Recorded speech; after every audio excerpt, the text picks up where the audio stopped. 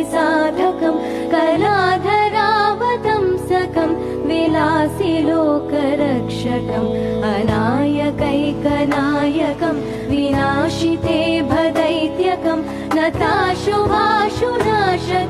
नमामि तं विनायकम्।